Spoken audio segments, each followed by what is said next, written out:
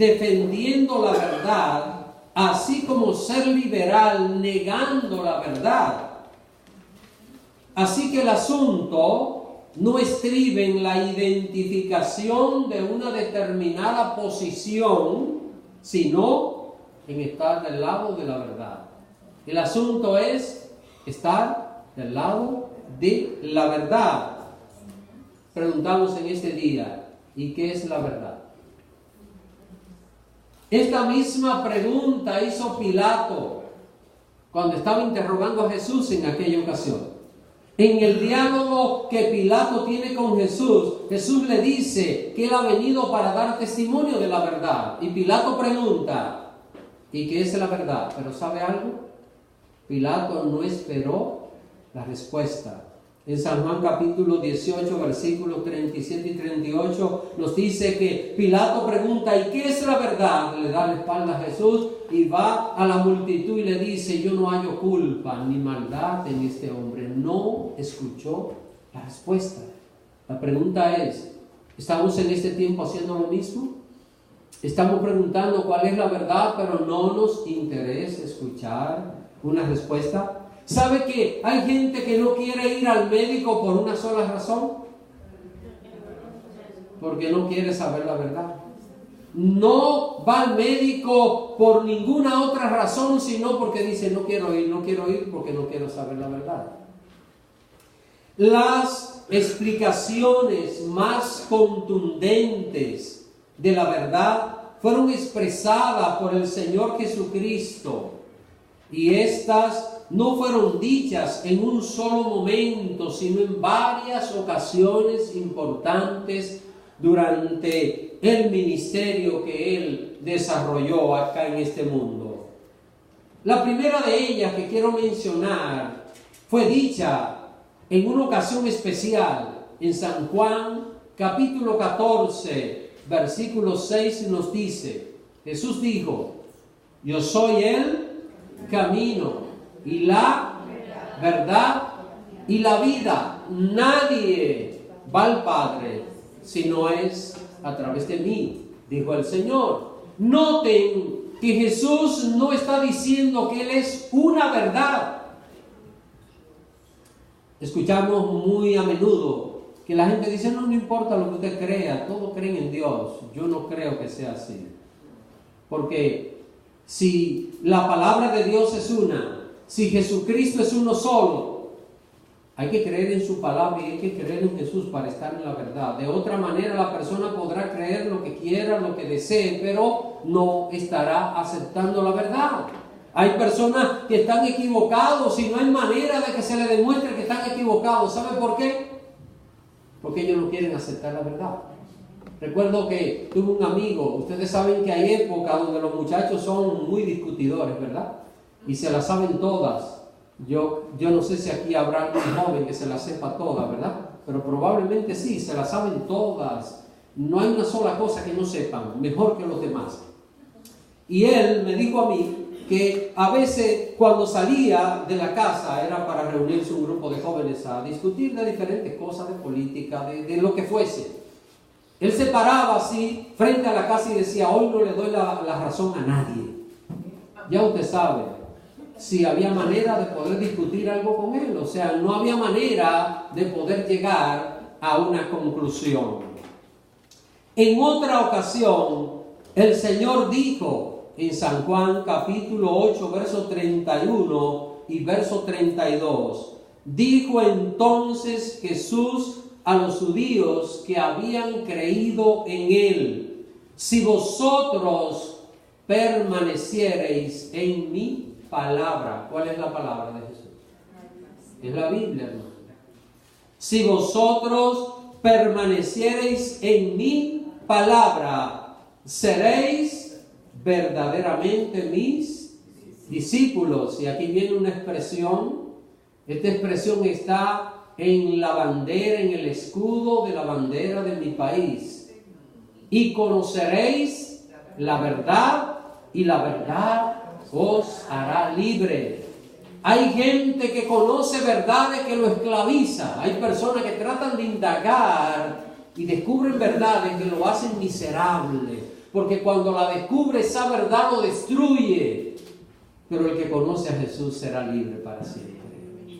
El que conoce la verdad que sale de Jesús jamás será esclavo. Por eso Jesús hace una referencia muy clara y precisa acerca de lo que representa la verdad. La verdad siempre tiene a Jesús en el centro, así como en cualquiera de sus partes. Algo no puede ser realmente la verdad por un lado y por el otro no serlo. ¿Verdad que algo no puede ser verdad por un lado y mentira por el otro? Si es verdad, debe ser la verdad. Por las palabras expresadas por Jesús, podemos estar seguros y sin ninguna duda que la Biblia es la verdad de Dios. Porque ella es la palabra de Dios, no en parte. Ese libro maravilloso no es parte, no es una palabra, sino que la Biblia en su totalidad es la palabra de Dios. Jesús nos sigue señalando acerca de esto. En San Juan, capítulo 5, verso 39, nos dice, escudriñad, ¿qué cosa? ¿Y cuáles son las escrituras? Porque a vosotros os parece que en ellas tenéis la vida eterna, y ellas son las que dan testimonio de mí, dijo el Señor. En las escrituras que deben ser escudriñadas. ¿Qué es lo que es escudriñada? Estudiada minuciosamente, rebuscada, investigada, porque hay tantas enseñanzas, tantas verdades fundamentales que necesitamos conocer en esas hermosas páginas de ese libro. Mis hermanos, esto que le voy a expresar no es solamente un estribillo religioso ni nada de esto, pero si hay algo que me gusta de la Biblia, que es un libro que me convence a carta cabal, tiene todo lo que un ser humano necesita conocer en este mundo y en esta vida. Es algo que solo al estudiarla podemos concluir y decir, Dios la inspiró, porque de otra manera no tendría tanta perfección de enseñanza y tanta exactitud en cualquier aspecto que nosotros le analicemos. Existen muchos libros considerados sagrados por diferentes religiones. Yo tengo algunos de ellos. Yo tengo un Corán, yo tengo el libro del Mormón, tengo el libro Verbo Divino, que es de otra creencia. He podido leer tanta diversidad de creencias, de enseñanzas, pero hay algo, mis hermanos. Respetamos el derecho que tiene toda creencia a considerar que es un libro sagrado, pero si ese libro no da testimonio de Jesús, no es la verdad, y como tal no es la palabra de Dios. Usted dirá, pero ¿y por qué solo la Biblia es la palabra de Dios? Porque Dios tiene un solo Hijo. Y Dios envió a su Hijo a este mundo, y su Hijo es Jesucristo. Usted puede investigar todos los libros sagrados de todas las religiones del mundo y ninguno dicen que ese líder es la verdad, que ese líder es la luz del mundo. Hágalo, revíselo y se va a dar cuenta que no hay un solo libro en el mundo que sea capaz donde los que siguieron a ese líder puedan testificar y decir, estuvimos con él comiendo porque murió y al tercer día resucitó y después de haberlo sepultado comió con nosotros. No hay un solo libro, no hay una sola enseñanza Y cuando vemos esto, y cuando yo pienso que Pedro murió defendiendo esa verdad, que Pablo murió defendiendo esa verdad, y que cientos de personas de esa época murieron defendiendo esa verdad, a mí no me queda la menor duda de que la Biblia es la verdad de Dios revelada al hombre para salvación y para vida eterna. En la carta que hemos tomado en este día, si usted nota en el contexto, el apóstol Pedro está testificando sobre la experiencia que vivió con Jesús en el monte de la transfiguración. Algunos recuerdan esa lectura, ¿verdad? El monte de la transfiguración, donde el Señor aparece y allí aparece Moisés y Elías y el Señor se transfigura. Sus ropas se hicieron resplandecientes y eso lo vio Pedro. Pedro estaba allí, Juan estaba allí, Santiago estaba allí, hermanos. Eso nadie se lo contó. Esta gente vivió aquella experiencia. Quizás alguien dice, ¿y cómo usted está tan seguro?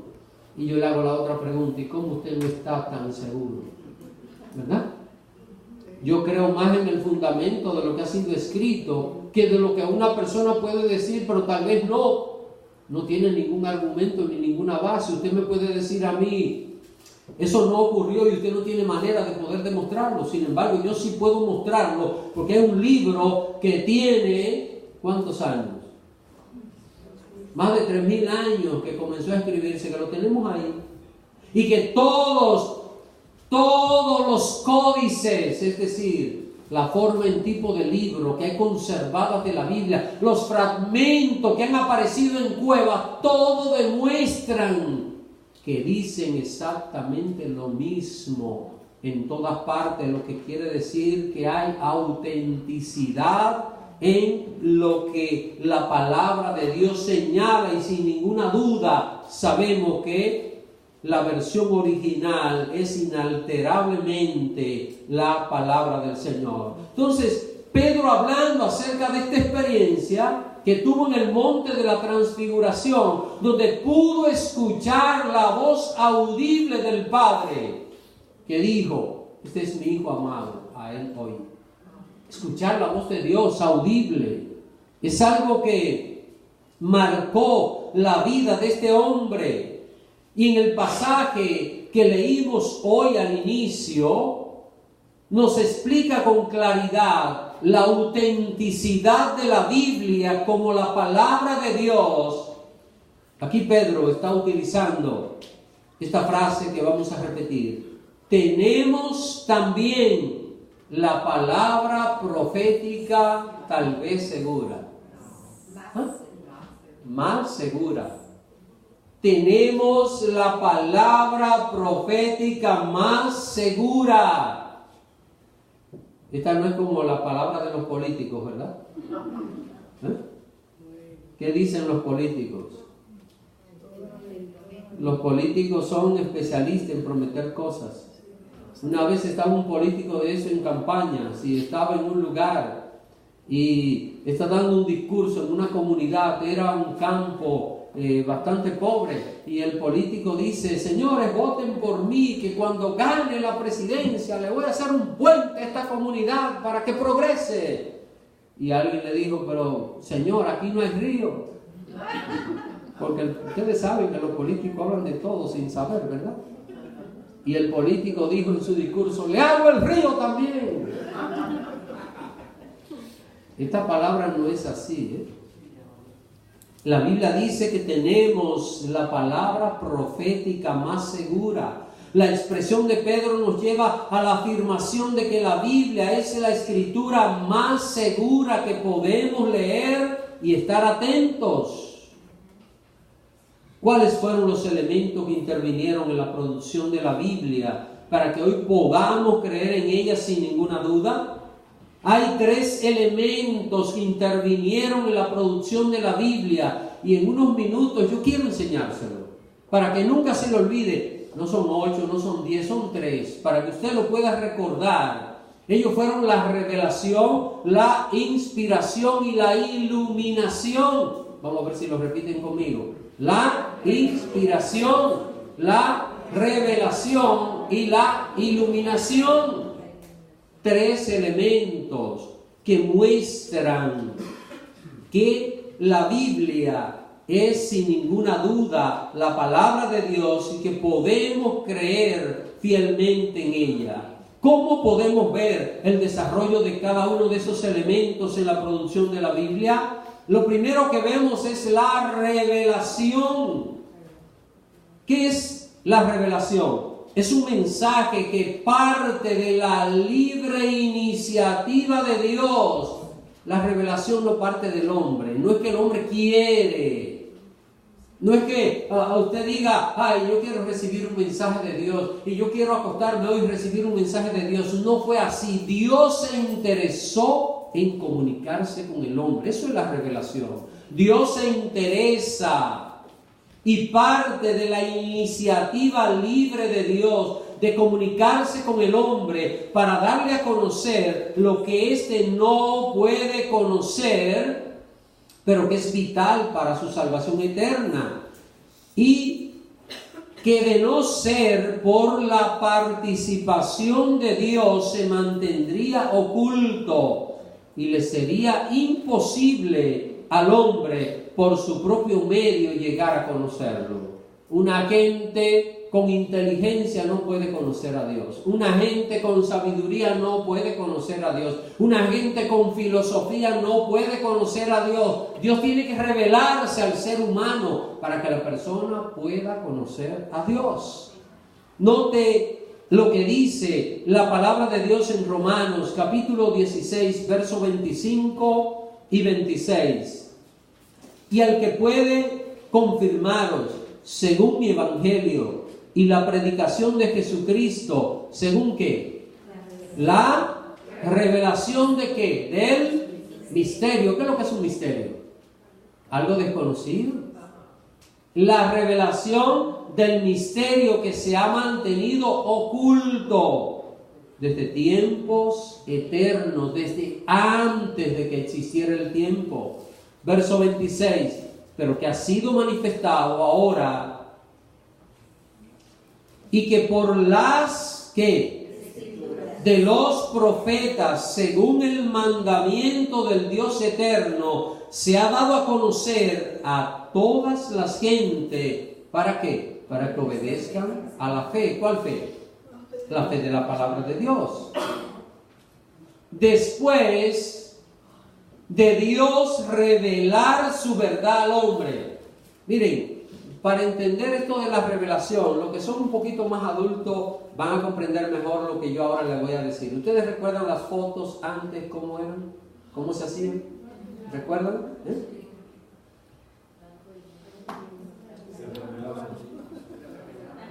¿Y qué había que hacer con ese rollito? ¿Se podía sacar en la luz? Si usted lo abría en la luz, había que abrirlo en la oscuridad. Y de la oscuridad se sacaba ¿qué?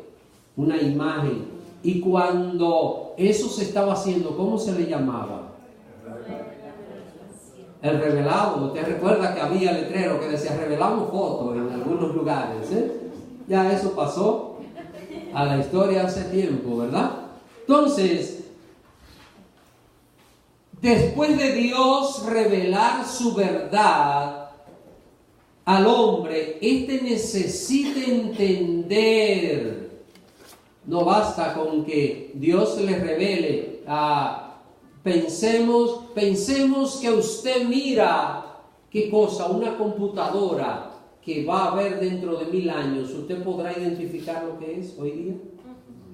Piense, dentro de 1000 años una computadora, ¿usted hoy podrá saber exactamente lo que es? Entonces, para que el hombre pudiese entender esa revelación de Dios, ese mensaje, el hombre necesita entender ese mensaje en el lenguaje humano para así poder escribirlo. Aquí es donde viene ¿qué cosa? La segunda parte, la inspiración. Revelación es la que lo que Dios utiliza para sacar de lo desconocido una verdad. Ahora, para el hombre poder entenderlo necesita la inspiración. Por medio de ella, Dios hace partícipe al hombre de su revelación. La inspiración es la manera como la revelación va de lo divino a lo humano, para que así el hombre pueda entender ese misterio desconocido y pueda escribirlo en un lenguaje humano para que podamos entender en el idioma que nosotros hablamos, que no es el divino, ese mensaje. En la inspiración, Dios utiliza las características humanas del hombre sin que éste llegue a alterar de ninguna manera el propósito original de Dios. Muy interesante esto, ¿eh? Dios usa al hombre y Dios no cambia la condición del hombre. Dios lo usa tal y como es, pero el hombre no cambia el propósito original de Dios en la inspiración. Noten lo que dice la Biblia, segunda de Pedro, capítulo 1, versículo 20. Entendiendo primero esto, o sea, antes de cualquier cosa, primero debemos entender que ninguna profecía de la Escritura es de... Hay gente que dice, no, usted piensa así de esa manera, pero yo pienso de aquella otra. Mire, eso no es lo que dice la Biblia. Una persona tiene derecho a interpretar la Biblia como le plazca, ¿verdad? Pero el día que se presente delante de Dios va a tener que darle cuenta al Creador. Y allí no hay argumento que valga. No hay argumento, sencillamente es Dios y el hombre. ¿Han escuchado el asunto del huevo y de la piedra? ¿Sí? ¿Usted sabe lo que pasa? Un huevo enojado que le cae encima de una piedra. Y si la piedra se enoja y le cae encima al huevo.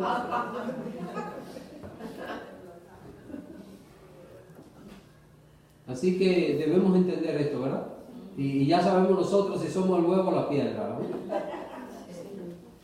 Entendiendo primero esto, que ninguna profecía de la Escritura es de interpretación privada, porque nunca, escuche bien, nunca la profecía fue traída por voluntad humana. No hubo una voluntad humana, no hubo un deseo humano. Dios usó a los humanos para escribir. ¿Sabe por qué Dios usó a los humanos?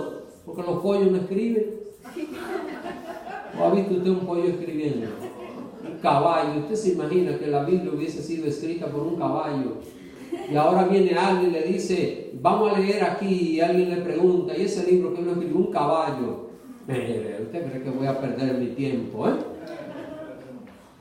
Dice la Biblia, porque nunca la profecía fue traída por voluntad humana, sino que los santos hombres de Dios hablaron siendo inspirados por el Espíritu Santo. ¿Están entendiendo lo que es la inspiración? La inspiración es poder entender esa revelación de Dios que Dios transmite al hombre y que a través de la inspiración pasa de lo divino a lo humano para que podamos comprenderlo. El siguiente paso es que el hombre pueda entender lo que fue inspirado por Dios para que de esta manera pueda asimilarlo y así alcanzar vida eterna a través de la fe en Jesucristo. Aquí se necesita el tercer paso. ¿Cuál es? La iluminación, ¿verdad? Tenemos tres. Primero, revelación. Segundo, inspiración. Y tercero, iluminación. Iluminación es la claridad con que se puede ver y entender esa verdad original que fue revelada por Dios al hombre a través de los siervos que Él inspiró. Ya dijimos aquí un domingo atrás que no siempre Pablo habló inspirado, ¿verdad? No siempre Pedro habló inspirado. No siempre Juan habló inspirado. Habló inspirado en los momentos en que aparece la revelación de la palabra de Dios. Si no hay revelación, lo que ellos digan o lo que dijesen no tenía ninguna inspiración. Se necesita una revelación para que pueda haber una inspiración y luego la persona pueda entender lo que Dios está revelando.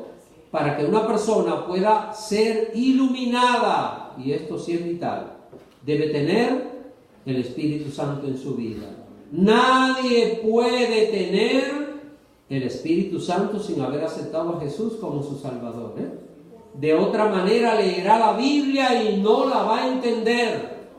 Es como tratar de leer un libro en la oscuridad. Si usted trata de leer un libro en lo oscuro, usted no podrá leer nada, ¿verdad? La iluminación parte del ejemplo de encender una antorcha o una vela en un lugar oscuro. Es a través de ella que la vida de cada creyente se ilumina con el conocimiento de la palabra de Dios. Y quiero hacer un ejercicio práctico cortito y sencillo. ¿Cuántos de los que están aquí ahora se dan cuenta de lo equivocado que estaban antes? Levanten la mano. ¿Y usted se da cuenta de que estaba perdiendo el tiempo antes? Y usted decía, ¿qué es esto? ¿Qué locura era esta? Y sin embargo, en el momento en que andábamos en esa vida, ¿teníamos la razón nosotros? Teníamos la razón, ¿verdad? ¿Quién decía que no? Estábamos bien. Si alguien nos preguntaba, ¿cómo está su relación con Dios? Muy bien. Pero destruyéndose la persona, acabándose, pero está todo muy bien,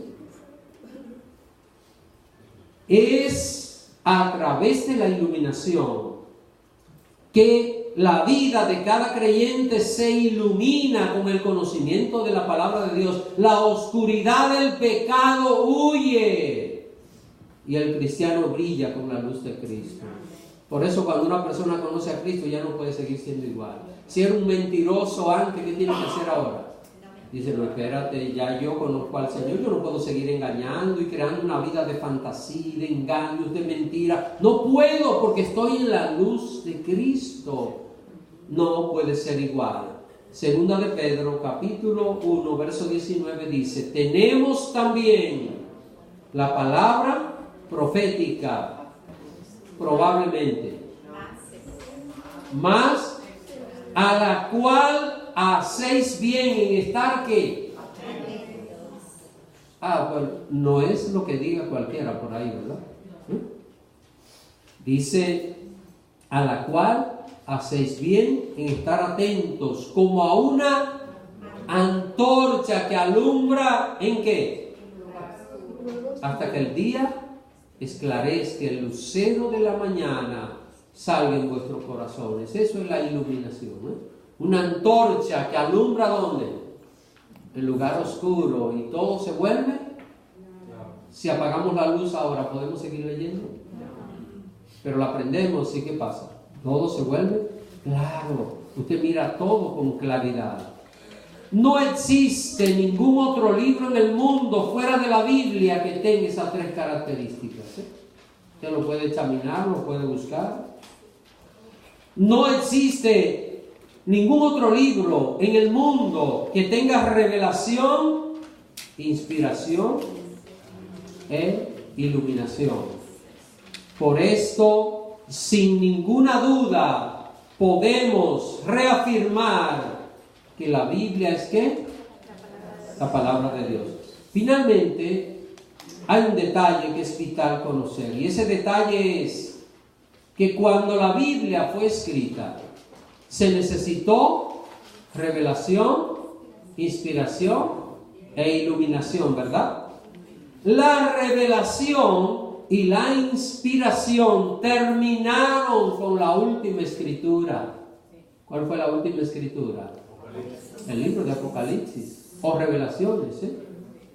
Con esta última revelación terminó la inspiración y terminó la revelación, o viceversa, ¿eh? Terminó la revelación, terminó la inspiración. ¿Qué fue lo único que quedó vigente? La iluminación. La iluminación es lo único que quedó vigente para poder entender esa palabra que fue revelada. Por tal razón, en defensa de la verdad, debemos rechazar cualquier revelación e inspiración fuera de los 66 libros que tiene la Biblia, sean estas personal o institucional, y reafirmamos que todo lo que Dios quería que supiésemos, ¿dónde está? No puede que Dios haya querido que sepamos algo y que no, que está en otra parte, que no está aquí. Ella es, refiriéndome a la Biblia, la única palabra de Dios que existe. Por todo ello, lo único que el hombre puede hacer hoy es abrir su corazón a Jesús para que el Espíritu Santo pueda dar la iluminación de esa santa palabra que Él un día reveló e inspiró a los santos profetas. Que Dios me bendiga, mis hermanos.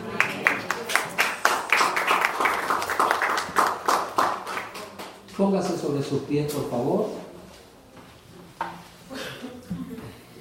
Vamos a orar, vamos a dar gracias a Dios por estas palabras. Padre bendito, te damos gracias. Gracias por haber tenido misericordia de nosotros. Gracias por permitirnos conocer tu verdad. Quiero pedirte de manera muy especial por cualquier persona presente o a través del internet que nos estén viendo, Señor, que todavía no haya tenido un encuentro personal contigo, para que tú le ayudes, Señor, para que su corazón sea iluminado, pueda conocer de ti, pueda llegar más allá que lo que es un encuentro religioso. Señor, que las vidas sean tocadas por ti, que las vidas sean transformadas por tus santas y benditas palabras. Mira, oh Dios, a cada creyente, reafirma su fe, que cada uno entienda sin ningún temor que tiene la verdad en sus manos y que esa verdad es tu santa palabra.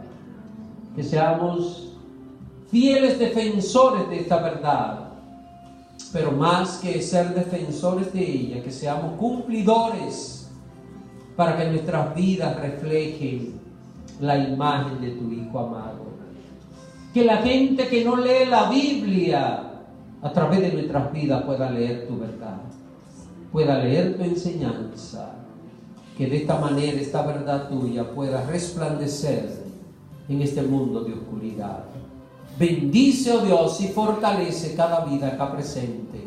Cada persona, Señor, yo la presento delante de ti. Cada corazón, cada necesidad, por profunda que sea, tú la conoces, oh Dios. Te ruego, mi Señor, que ministre a esa necesidad y que te glorifique a través de ella. Te lo suplico, Padre, en el nombre de tu Hijo amado Jesús. Amén y amén.